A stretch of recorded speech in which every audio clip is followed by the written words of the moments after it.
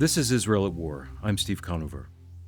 By this time, many have seen the heart-wrenching return of the Bibas children and their mother Shiri, all kidnapped from their home in Israel and brutally murdered in Gaza. We've also seen the joyous return of hostages who were returned alive. Chris Katulka is here with us to walk through an update on recent developments in Israel and Gaza. Welcome, Chris. Great to see you, Steve. Chris, as always, the news in Israel is moving quickly, and right now, Israel and Hamas are in this ceasefire agreement, phase one. Egypt and Qatar are mediating. There have been many hostages returned, not all of them alive, but as we record this, there are still about 60 Israeli citizens in Gaza being held. What does this mean moving forward? Where do we go from here? Yeah, and I think Israelis are asking still the same question. Where do we go from here? Because there are still hostages. I wanted to highlight some of the numbers. On October 7th, there were 251 hostages that were taken.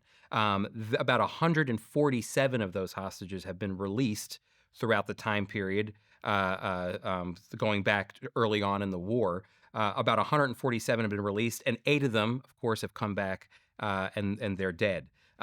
There are still about 59 hostages in Gaza right now, and 32 of them are declared dead by Israel. So there's still many hostages that are left. And this becomes the dilemma for Israel, is that they want those hostages home.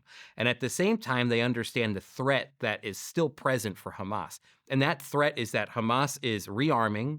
They are probably putting leadership in place. A lot of their leadership had been destroyed. I'm sure they're moving key people into place in leadership. They're re-strategizing a mission against Israel. Their mission hasn't stopped, because of what's happened since October 7th and the war that's been going on between Israel and Hamas. Hamas has not been completely destroyed yet. And so this ceasefire, this phase one ceasefire, yes, it's released 33 hostages, but at the same time, it has provided an opportunity for Hamas to re-engage. It's also released, I think, more than 1,000 Palestinian terrorists, Palestinian prisoners back into the West Bank and in Gaza as well. That was part of the deal, is that there would be hostages released and then hundreds and hundreds of Palestinian prisoners sent back to West Bank and Hamas and Gaza. So again, the deal, it feels a little off, but what does this mean moving forward for Israel? I really think they asked the exact same question. I do know that they are prepared for the next phase of battle. So whether or not there'll be a phase that continues on, I know that the U.S. wants to see phase one continue beyond the 6 weeks that was determined there. But at the same time, Israel is ready for the next phase of war with Hamas, knowing that Hamas must be stamped out. October 7th can never happen again, but they grapple, Steve, with the hostages still being present, and then at the same time, the reality of Hamas on the ground in Gaza. A few weeks ago, President Trump told Israel to give Hamas a deadline, and if they didn't meet that deadline, to quote-unquote finish them. What prevents Israel from finishing Hamas? Yeah, President Trump, I believe, saw the images of the Bibas family, and that was enough for him to say it's time for this to end. And so I know that didn't come to fruition the way Trump talked about it. I don't think Israel's ready to just go in and finish off Hamas. But that doesn't mean, like I said, that they aren't strategically preparing for war with Hamas right now.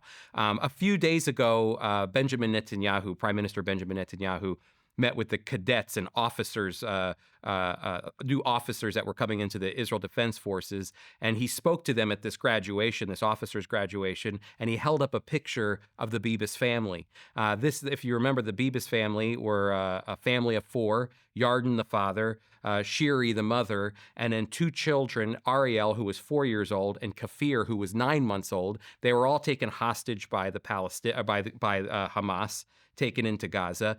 The only one to return was the husband and father, Yarden, who recently buried his family.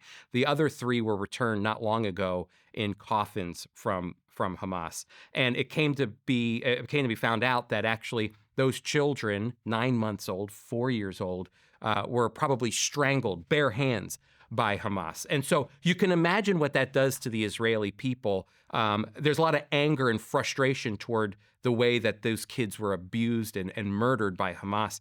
And so when Netanyahu holds up that photo and says, we have plans and we have to know why we're fighting, he's holding up a picture of the children and the family. We have to know why we're fighting as he's speaking to these new officers of the IDF. We have a mission to accomplish, and we are ready with our ground game. We're ready with our strategy and our mission for the next phase. And so you can imagine what that does. So even though Trump was saying, finish it, there still has to be a strategy set in place that I think Netanyahu and his team have ready to go. What that will look like, we'll have to wait and see. And I think part of that strategy, too, because of the Israeli culture, they're being careful. They're not being indiscriminate.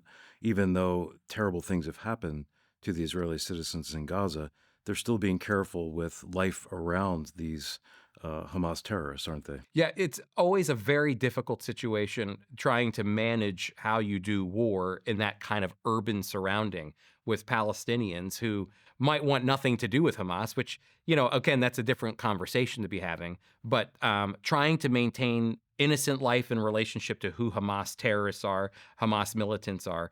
So, yes, it creates a very difficult situation. You can't just go in and finish it off. It's actually been the reason why I think the world has wrongly criticized Israel over the last several months in their war against Hamas. Because if Israel really wanted to finish it off, they could have done that a long time ago. They have all of the capacity to go in and level Gaza. They have all the technology. They have all the warfighting capabilities to literally level Gaza from north to south, and they haven't. In fact, what they've done is send their own troops in, these young men.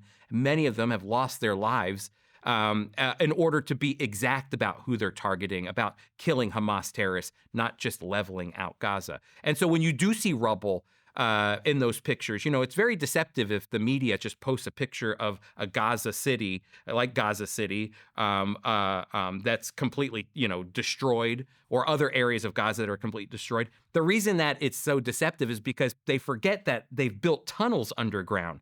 So in order to destroy the militant tunnels that are literally all over Gaza and under people's homes, you have to destroy the homes to get to the tunnels. So it's not just as though Israel's going through and leveling towns, because that's the way the media can often portray them. They're actually trying to be very exact in finding these tunnel systems to destroy them. And what happens to be above those tunnel systems? People's homes. So it's really the the result of the way that Hamas has designed its military structure in order to fight Israel. When they could have been using that money to help the Palestinian people, they used it to build tunnels to destroy Israel. There has been an escalation of attempted attacks in Judea and Samaria, commonly known as the West Bank. What's the cause of that escalation?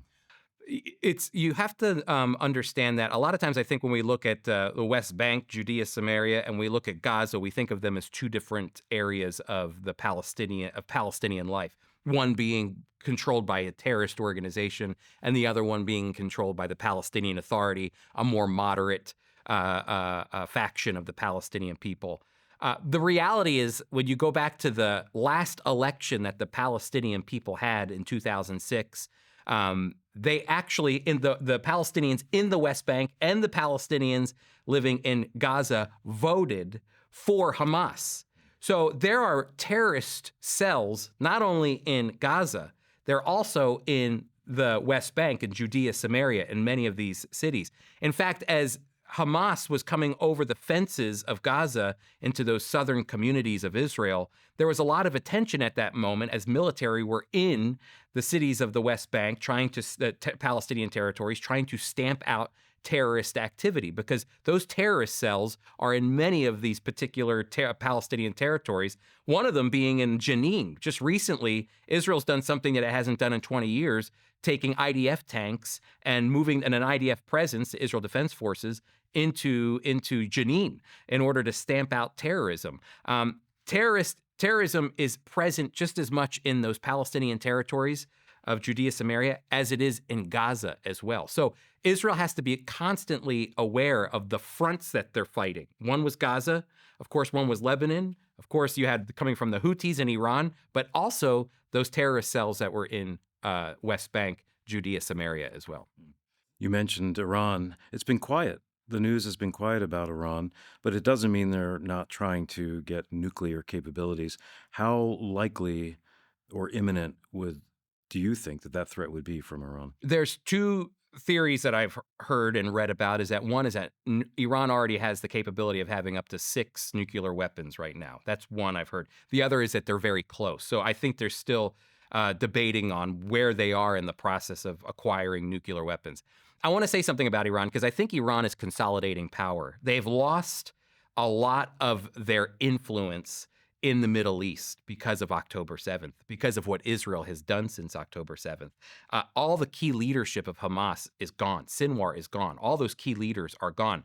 Hamas is still present in Gaza, but it has been severely dismantled and is really it's still there, but it's got a lot of rebuilding to do. But the reality is that it wasn't the Hamas prior to October 7th, and so that was one big thing. The next is Hezbollah.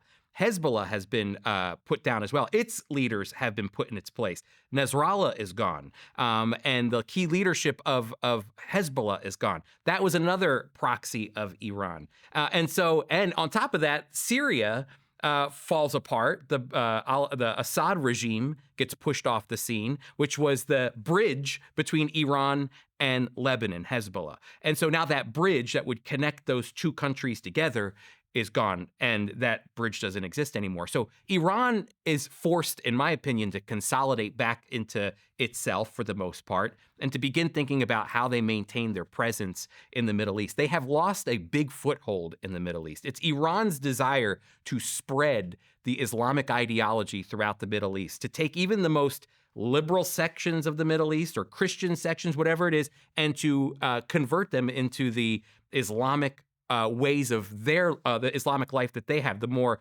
Shia way of thinking. And so the reality, though, is those supply lines, those communication lines, those techniques are all falling apart on them. So I think they're consolidating. I do think that they have the capacity still to have nuclear weapons and to begin to move in that direction. The question is, what will the U.S. and Israel do together as a result of Iran? I think Israel has its plans already set in place on what they would do. The question is, where's the U.S. on those? And I think that's information that we'll see come out as time goes on how the Trump administration wants to handle the threat of Iran. Because Iran doesn't just affect the Middle East, it affects the entire world as well. As we close, I'd like to touch on one subject that I think many Americans may not be aware of, and that is how many Israelis continue to be displaced in Israel now for some 16 months since October 2023. You were just there. Can you tell us a little bit about what you experienced? Yeah, we stayed at one of my favorite hotels, Kibbutz En Gev. It's a resort right on the Sea of Galilee. And while we were there, half of the hotel rooms were for tourists and people on vacation in Israel. The other were for the refugees from the north in towns like Kiryat Shmona, which border the Lebanese border. And we had an opportunity to interview many of them, and they are just anxious to go home. They're anxious to return to life. I spoke to one particular Israeli woman, Adrian, and she was saying, it's nice to be here. It's nice to be in a hotel. I'm right on the lake. I'm right on the Sea of Galilee. It's absolutely beautiful. She goes, but what I really long for is to just go home to my kitchen and to make brownies in my kitchen for my grandkids and to just live my life again. But the reality is that many Israelis are still displaced, and the government funds them to be able to live in safety further away from the chaos. And so eventually, at some point, I think the government will say, okay, it's time to return home once they feel as though the area is safe enough. Some Israelis will go home and their home will be destroyed, so they'll have to rebuild. Others, their homes are intact. It's just feeling the safety to be able to go home and to know that what they dealt with on October 8th, 2023 won't be a reality today. So there is an anxiousness for people to return to normal up in the north, but there's still a bit of chaos. And for anyone that would want to hear those interviews that were on a radio program with those displaced Israelis, they could listen to our radio program, and we'll make sure to have a link in the description. Thank you so much for being here today. Thanks, Steve. My thanks to Chris Katulka for joining us today. We'll continue to keep you informed. Subscribe to our YouTube channel to stay current on breaking news and everything related to the Friends of Israel Gospel Ministry. If you want to stand with us as we stand with Israel with a financial contribution, visit foi.org/standwithisrael.